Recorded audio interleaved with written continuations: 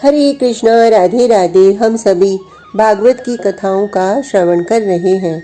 आज का प्रसंग है काम विजय लीला। जो इस कथा को सुनेगा उसके हृदय से काम रोग नष्ट हो जाएगा। रास लीला जो श्रृंगार रस का एक अनुपम प्रसंग है। इसको सुनाने के बाद शुकदेव कहते हैं, जो इस कथा को सुनेगा उसके हृदय से काम रोग नष्ट हो जाएगा। परीक्षित आश्चर्य से भर गए हैं। अधर से अधर लगे हैं, वक्ष से वक्ष सटे हैं, कपोल कपोल से चिपके हैं। आलिंगन इतना गहन है कि दोनों ही भूल गए हैं कि कौन पुरुष और कौन स्त्री। गोपियों को पूर्ण तृप्त किया है श्याम सुंदर ने। परीक्षित हंसे, ये क्या है? क्यों रास किया श्री कृष्ण ने? इससे धर्म की स्थापना कहाँ हुई? योगेश्वर है श्री कृष्ण, फिर ऐसी लीला क्यों? परीक्षित हंसते हैं और कहते हैं, इसके बाद आपका ये कहना तो और भी हास्यास्पद है कि जो इन कथाओं को सुनेगा उसके हृदय से काम रोग नष्ट हो जाएगा। गुरुदेव, काम रोग तो और बढ़ेगा। शुकदेव गंभीर हैं। वो महाराज का प्रसंग सुना चुके हैं, किंतु ये कैसा प्रश्न उठा दिया आज परीक्षित ने? क्यों योगेश्वर श्री कृष्ण गोपियों के साथ क्यों नाचे? शुकदेव उत्तर देते हैं, श्री कृष्ण पर ब्रह्म है और गोपियां ब्रह्म की ही तो है कि नहीं? हे परीक्षित, ब्रह्म अपने जीव से विहार करे, मिले, एक हो तो इसमें गलत क्या?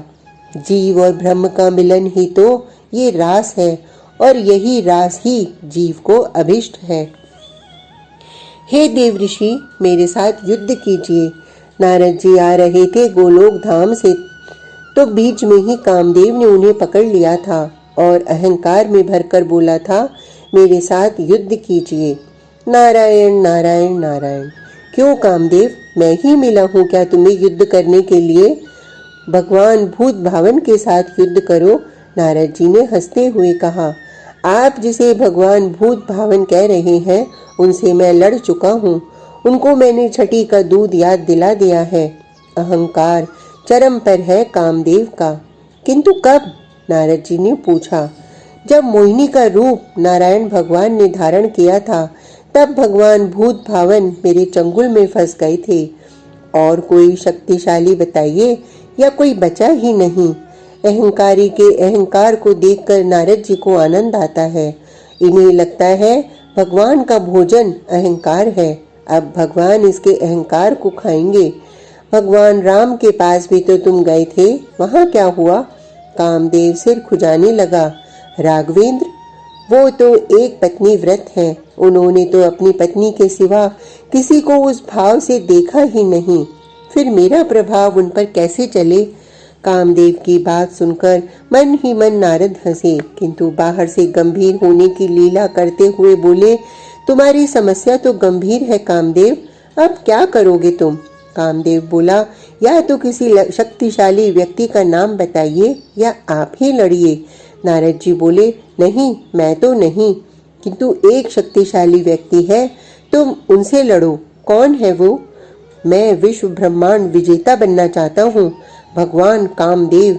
मेरे नाम के आगे अब भगवान लगे। कामदेव ने अट्टहास किया था। गोलोक बिहारी श्री कृष्णचंद्र। नारद जी ने नाम बता दिया। कहाँ मिलेंगे? गोलोक में। अभी जाओ, मिल जाएंगे। नारद जी ने भेज दिया था कामदेव को गोलोक। कामदेव अपने हाथों में पुष्प धनुष लेकर गोलोक पहुंचा था। जय हो गोलोक बिहारी की। कामदेव ने गोलोक धाम पहुंचकर सीधे यही कहा था। सिंहासन में स्वयं श्री कृष्ण विराजे हैं। कामदेव ने जाकर हाथ भी नहीं जोड़ा, न झुका, बस बातों में ही जय हो गोलोक बिहारी की। मुस्कुराते हुए श्याम सुंदर बोले, कहो क्यों आए हो यहाँ? मैं मनोज। हाँ, मैं तुम्हें पहचान गया। तुम मनमत कामदेव हो ना? कामदेव तो और अहंकार में फूल गया। तुम्हें कौन नहीं जानता, ये और कह दिया श्री कृष्णचंद्र जी ने। मेरे आने का कारण है कि मैं आपसे युद्ध करना चाहता हूँ। कामदेव ने अपनी बात रखी। ओ, मुझसे युद्ध? हाँ, आपसे युद्ध, क्योंकि अब कोई ब्रह्मांड में बचा नहीं जिससे मैं लड़ूं। क्यों पुष्प धनवा ने सबको पराजित कर दिया है? गोलोक बिहारी मुस्कुराए, फिर बोले, अच्छा अच्छा, तो कामदेव कब युद्ध करना चाहोगे? जब आप कहें। कहाँ? जहाँ आपको उचित लगे। कौन सा युद्ध, किले का या मैदान का? कामदेव सोचने लगा, किले का युद्ध यानी विवाह करके काम यानी मुझे जीतना, और मैदान का यानी हजारों सुंदरियों के मध्य बैठकर मुझे यानी काम को जीतना। कामदेव सोचता है, विवाह करके पत्नी के साथ काम को जीतना कोई बड़ी बात तो है नहीं, लेकिन हजारों सुंदरियों के मध्य बैठकर काम को जीतना ये कठिन है। मैदान का युद्ध, कामदेव ने कहा। तो सुनो कामदेव, मैं अवतार लेकर आ रहा हूँ ब्रिज में। श्री वृंदावन में मैं रास करूँगा, तुम आ जाना, और हाँ, पूरे अस्त्र शस्त्र के साथ आना। कहीं बाद में ये न कहना कि मेरे पास मेरे अस्त्र नहीं थे इसलिए हार गया। कामदेव मुस्कुराया और गोलोक से चलते हुए बोला, चलो अब तो श्री वृंदावन में ही मिलना होगा, वही युद्ध होगा। श्री कृष्ण केवल मुस्कुराए थे।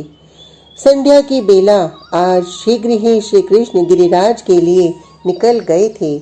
वहां पहुंचकर एक गिरिवर की शिला पर बैठ गए। फेट में से बांसुरी निकाली, तभी सामने कामदेव दिखाई दे गया। श्री कृष्ण मुस्कुराए, तुम आ गए? हाँ, कामदेव ने भी कहा। लेकिन गलती हो गई कामदेव से। वो सोचने लगा, एकांत, रात्रि की बेला, वन प्रदेश, चारों ओर से मादक सुगंध बह रही है। कामदेव हंसा, यहाँ तो एक ही बार में ये कृष्ण ढेर हो जाएगा, लेकिन मुझे अप्सराओं को लेकर आना चाहिए था। अप्सरा आती तो ये अभी मुझसे हार जाता। कामदेव ये सोच ही रहा था कि श्याम सुंदर ने अपनी बांसुरी अपने अधरों पर रख ली थी और उसमें मंद मंद फूंक मारने लगे थे। कामदेव बांसुरी को सुनकर एक बार तो मुग्ध हुआ, लेकिन उसने अपने को सावधान कर लिया था। तभी सामने देखा कामदेव ने, हजारों सुंदरियां भागती दौड़ती गिरती पड़ती आ रही हैं। कोई श्रृंगार नहीं, बल्कि श्रृंगार तो इनका बिखर और गया, परंतु सुंदर कितनी है। ओह, मैं अप्सराओं को लाने की सोच रहा था, लेकिन अप्सरा इनके आगे तुच्छ है। इन गोपियों का अद्भुत सौंदर्य, चलो अच्छा किया इसी ने बुला लिया, अब तो मेरे बाण खूब चलेंगे। कामदेव यहाँ अट्टहास करता है, किंतु ये क्या, इन सुंदरियों को रुला दिया था श्री कृष्ण ने। कामदेव अब गंभीरता के साथ श्री कृष्ण की बातें सुनने लगा था। श्री कृष्ण कह रहे थे, गोपियों को, तुम जाओ, यहाँ इस तरह तुम्हारा आना उचित नहीं। बस अपने प्रिय के मुख से ये सुनकर गोपियां तो रोने लगी थीं।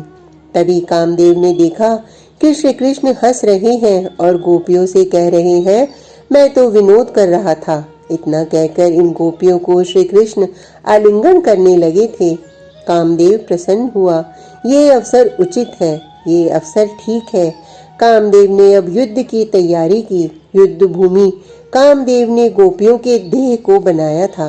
तभी श्री कृष्ण मुस्कुराए और फिर आलिंगन करने लगे। आलिंगन में गोपियों को रोमांच हो रहा है, किंतु श्री कृष्ण अपने स्वरूप में स्थित हैं, वो विचलित नहीं हो रहे। कामदेव गोपियों के वक्ष में जाकर बैठ गया। श्री कृष्ण ने गोपियों के वक्ष का स्पर्श किया। उफ, गोपियां चित्कार कर उठी। नहीं नहीं, गोपियां ही नहीं, श्री कृष्ण के स्पर्श से तो कामदेव भी सिसकियां भरने लगा था। किंतु श्री कृष्ण शांत हैं, उन्हें कुछ नहीं हो रहा। कामदेव ने भी बंधन में जाकर बैठ गया। श्री कृष्ण गोपियों के नीवी बंधन को खोल देते हैं, नख से आघात करते हैं। कामदेव चीख उठा, किंतु श्री कृष्ण शांत हैं, उन्हें कुछ नहीं हो रहा। अब तो कामदेव गोपियों के पूरे अंगों में व्याप्त गया। श्री कृष्ण गोपियों के अंगों को चूमने लगे। कामदेव हाय हाय कर उठा, लेकिन श्री कृष्ण शांत हैं, उन्हें कुछ नहीं हो रहा। वो अपने नित्यानंद स्वरूप में विराजित हैं। कामदेव अब मूर्छित हो गया, उसके सारे बाण व्यर्थ चले गए। कितनी कोशिश की थी अपने बाणों से श्री कृष्ण को पराजित करने की, लेकिन ये भी कन्हैया है, रास बिहारी है, रस ही रस में खेलने वाला है। ये कामदेव इसका क्या बिगाड़ता। श्री वृंदावन की भूमि में कामदेव को श्री कृष्ण ने आज पराजित कर दिया था। हे परीक्षित, ये काम विजय लीला है, इसलिए तो कह रहा हूँ, रास को समझो। रास को बिना समझे आलोचना उचित नहीं। ये योगेश्वर हैं। नहीं नहीं, ये योगेश्वरों के भी ईश्वर हैं। ब्रह्म है, पर ब्रह्म है। गोपियां जीव हैं। जीव को अगर काम वासना आदि से बचना है तो ब्रह्म की शरण में ही जाना चाहिए, अन्यथा काम से कौन बचा है। हे परीक्षित, हृदय रोग से ये श्री कृष्ण की रास लीला ही जीव को बचाती है। न दमन न स्खलन, ऊर्ध्वरेता बने जीव। शुकदेव तो यही कहते हैं। आज का प्रसंग इतना ही। कल तक के लिए हरे कृष्णा, राधे राधे।